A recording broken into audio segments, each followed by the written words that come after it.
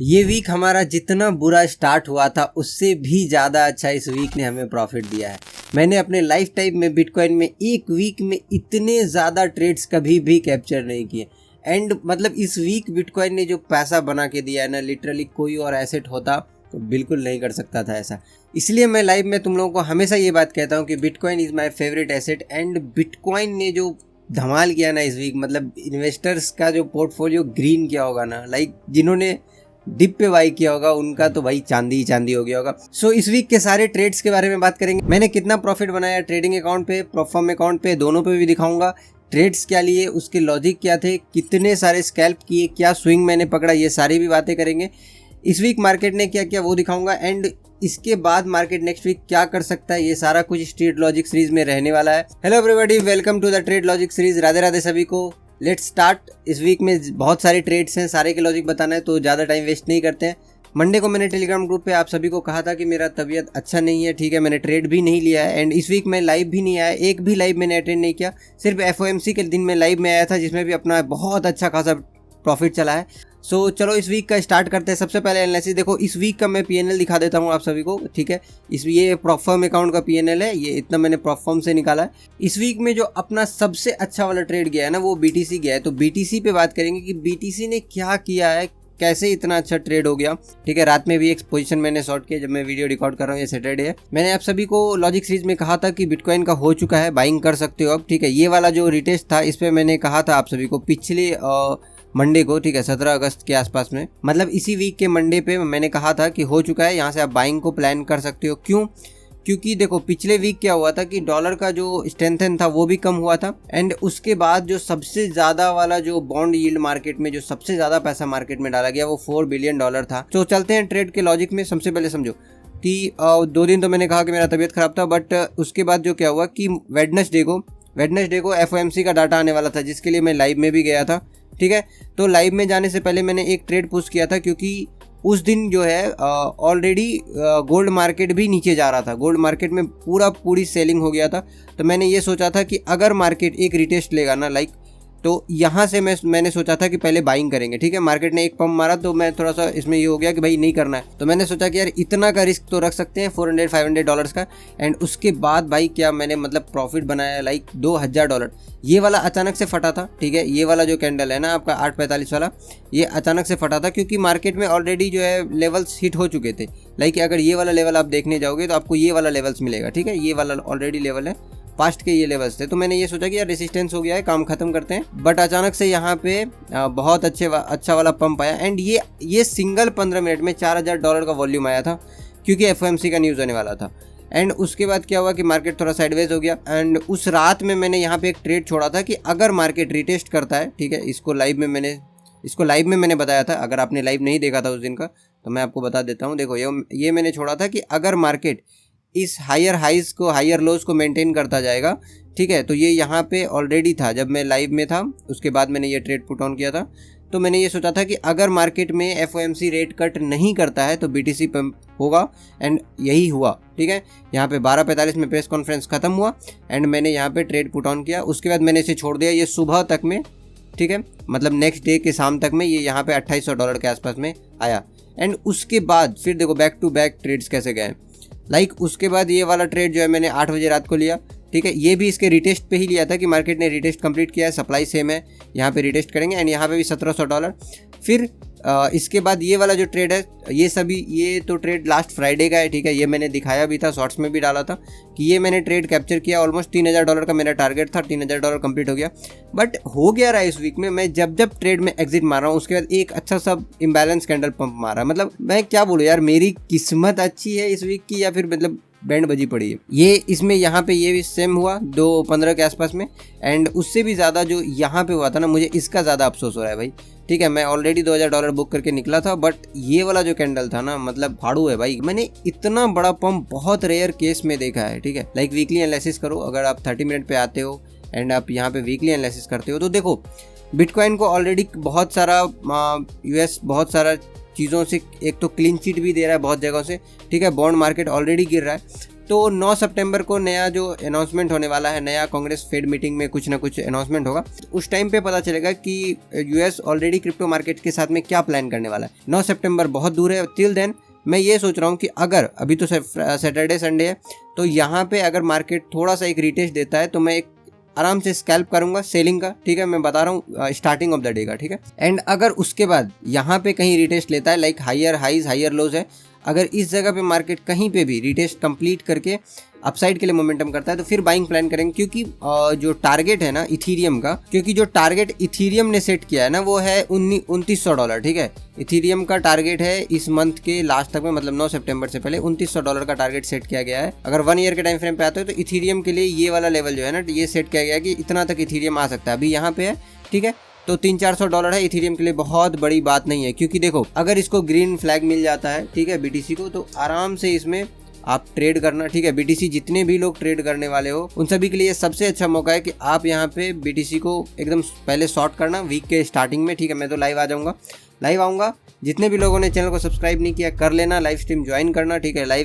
अभी लाइव में गोल्ड छोड़ के बीटीसी में ट्रेड करने वाला हूँ। क्रिप्टो एसेट्स में सब में बहुत ज़्यादा मैं फोकस करने वाला हूँ। सो उसके बाद का प्लान ये रहेगा कि अगर इसको बाय बैक करता है, ठीक है, रिटेस्ट कंप्लीट करता है एंड यहाँ से मार्केट कुछ भी प्लान करता है, कुछ भी बहुत अच्छा प्लान करता है, देन फिर I will back and boom. मैं $85,000 तक इसको अभी एक्सपेक्ट कर रहा हूँ कि इस वीक में अगर ये अच्छा मोमेंटम मिल जाता है इथीरियम में भी तो फिर इसको प्लान कर सकते हैं। Now let's talk about gold. देखो गोल्ड भी ऑलरेडी $4600-4700 पे चला गया है, ठीक है।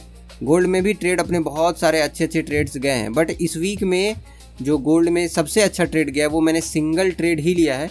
गोल्ड में मैंने ट्रेड नहीं किया क्योंकि मेरा ऑलरेडी बीटीसी में चल रहा था, तो मैंने उतना रश करने की कोशिश नहीं की। बट वेडनेसडे का मैं ट्रेड दिखाता हूँ आप सभी को, एफओएमसी का लाइव का। एफओएमसी में मैंने कहा था कि मैं यहाँ से एकदम सेलिंग के लिए प्लान कर रहा हूँ, ठीक है। ये वाला ट्रेड 150 पिप्स का सिंपल सा एक ट्रेड था मेरा। गोल्ड में मैंने एफओएमसी में लाइव आया था तो मैंने आपको बहुत कुछ समझाया था। जिन्होंने भी टेलीग्राम ग्रुप ज्वाइन नहीं किया कर लेना, मैं यहाँ पे सारे अपडेट्स दे देता हूँ, ठीक है। मैं लाइव आऊँ या नहीं आऊँ इसमें सारे अपडेट्स रहते हैं।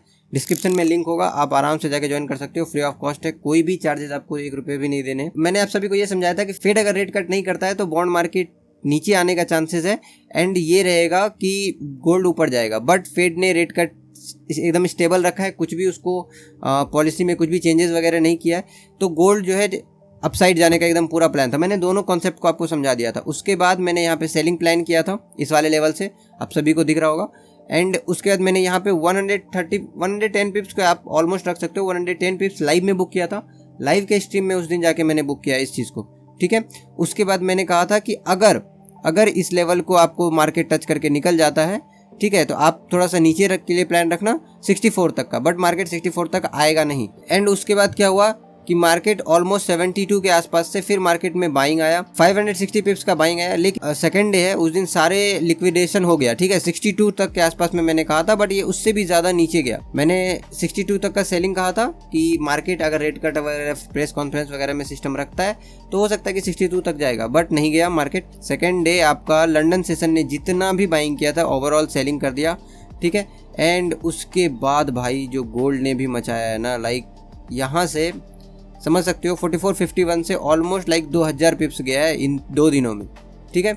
इन 2 दिनों में गोल्ड ने 2000 पिप्स का मोमेंटम दिया है। तो अब क्या होना चाहिए, लाइक ये तो हो गया कि ये भाई पिछला ट्रेड्स है, ये सारे अच्छे गए हैं, ठीक है। अब थोड़ा सा एनालिसिस करते हैं कि गोल्ड करेगा क्या। पर उससे भी ज़्यादा मैं एक चीज़ आपको समझा देता हूँ। देखो जब भी मार्केट में न्यूज़ काम कर रहा हो ना, प्राइस एक्शन जो है ना एक तिनका बराबर भी इसमें काम नहीं करता है, ठीक है। प्राइस एक्शन तब आपका काम करता है जब मार्केट बैलेंस सिचुएशन में चल रहा हो, इम्बैलेंस नहीं। अचानक से 2000 पिप्स पड़ गया, उसके बाद आप प्राइस एक्शन ढूंढ रहे हो कि यहाँ तो रेसिस्टेंस था, यहाँ तो सपोर्ट था, तो वो घंटा काम नहीं करने वाला आपका। प्राइस एक्शन तभी काम करता है जब मार्केट में कोई न्यूज़ ना हो, तब प्राइस एक्शन काम करता है, क्योंकि वो इम्बैलेंस और बैलेंस ढूंढने के लिए जाता है। जब मार्केट में न्यूज़ हो तो भाई न्यूज़ से मार्केट चलता है। बट यहाँ पे मैं एसआर इंटरचेंज इसलिए लगा रहा हूँ क्योंकि सारे सेलर्स जो हैं जो मार्केट में एक्टिव हुए थे मई में, वो यहीं पे हैं।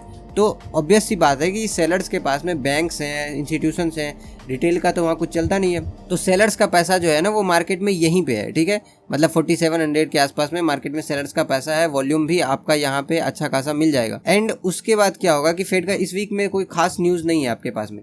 अगर इस वीक में यहाँ तक आप टॉप कर सकते हो, लाइक यहाँ पे देखो 2 रेसिस्टेंस है। सबसे पहला रेसिस्टेंस तो आपका यही है, ठीक है, यहाँ पे एक रेसिस्टेंस है आपके पास में, एंड इसको अगर आप देख लेते हो, इसको मार्केट झेल लेता है तो फिर आपका ऊपर चला जाएगा, ठीक है, 4600 पे, जो कि मार्केट चांसेस है कि लिक्विडेट होने के बाद मार्केट में देखो यहाँ से एग्जैक्टली इसी लेवल से मार्केट नीचे आ रहा है, ठीक है, एग्जैक्टली इसी लेवल से। तो मार्केट में ये प्लान रखना कि अगर मंडे को मार्केट खुलता है तो कोशिश ये रहेगा कि अगर ऊपर खुल जाए तब तो हमारे लिए बहुत अच्छा है कि भाई यहाँ से सेलिंग कर लेंगे। लेकिन अगर इस बीच में कहीं भी नीचे खुल गया, कहीं पे भी छोटा सा भी नीचे का पंप मारा ना, तो आपके पास में बाइंग जोन ही होगा, ठीक है, क्योंकि ये सारा रिटेस्ट एरिया है, यहाँ पे सारे बायर्स हैं।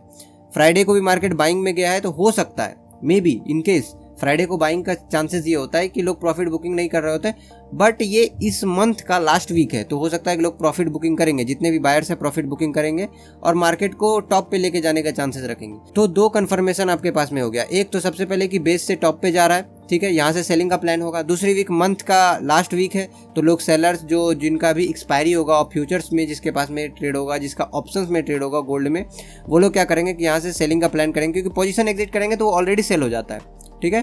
पोजीशन जैसे ही एग्जिट करेंगे मंथ एंड में एक्सपायरी होगा, पोजीशन एग्जिट होगा और वो सेलिंग में आ जाएगा। तो इस वीक में कोशिश ये रखना कि गोल्ड में अगर ये यहाँ नीचे खुलता है तो थोड़ा बाइंग जाने दो, फिर सेलिंग कर लेना, ठीक है, वीक एंड होते होते।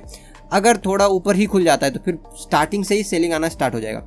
ये पूरे लॉजिक सीरीज को जो मैंने डिज़ाइन किया है ना, ये इसलिए डिज़ाइन किया है कि ताकि आपको नेक्स्ट वीक का भी मिल जाए कि क्या होने वाला है, प्रीवियस वीक क्या हुआ, मैंने कितने ट्रेड्स लिए, कितना अच्छा प्रॉफिट गया। अब जिनको भी मेरे ट्रेड्स का जो सिस्टम देखना है वो यहाँ पे देख सकते हैं। देखो इस वीक मैंने जो PNL है, ठीक है, वो यहाँ पे ये मेरा दिख रहा है। एंड जिनको भी मेरा विन रेट देखना था, भाई मेरा देखो 61% का विन रेट है, ठीक है। मैं RR तो लाइव में सबको ही देख लेता हूँ, मेरा विन रेट और RR दोनों एकदम तगड़े वाले हैं, ठीक है। सो एवरेज मेरा प्रॉफिट फैक्टर 2.0 है, मतलब 2 के आसपास में है। 2.5 जो होता है ना, लाइक 2.503, ये एकदम टॉप लेवल का होता है जिनका विन रेट 80-90% होता है ना वो। एंड इस वीक मैंने थोड़ा 1-2 स्विंग भी होल्ड किया, इसलिए 1 आवर 58 मिनट का एवरेज टाइम ड्यूरेशन दिखा रहा है। जो फंडेड अकाउंट है ना $10,000 वाला मेरा पास किया हुआ, उस पर मैंने ट्रेड किया था एंड मैंने उसको बना दिया है। सो $13,000। नेक्स्ट वीक देखते हैं क्या होता है, इस वीक मेरा कैसा PNL रहता है। इसके लिए नेक्स्ट वीक का जो ट्रेड लॉजिक सीरीज आएगा उसको बिल्कुल भी मिस मत करना। जिन्होंने चैनल को सब्सक्राइब नहीं किया है कर लेना, ठीक है, बेल आइकन दबा देना। टेलीग्राम ग्रुप ज्वाइन नहीं किया हो कर लेना, व्हाट्सएप का भी लिंक होगा। सारा कम्युनिटी फ्री है, आप कम्युनिटी में ज्वाइन करो, ठीक है। आप सब ट्रेड एंजॉय करो। नेक्स्ट वीक मैं लाइव आ रहा हूँ, ठीक है, लंदन और न्यूयॉर्क दोनों स्टार्ट हो रहा है। वीडियो पसंद आई हो तो लाइक ठोक देना, ठीक है, एंड कमेंट करना इसमें क्या आपका क्या PNL रहा, इस वीक में कैसा ट्रेड गया, आपने क्या गलतियां की, कितने प्रॉफिट्स आपने बनाए। Till then have a good day, bye bye everyone, Radhe Radhe सभी को।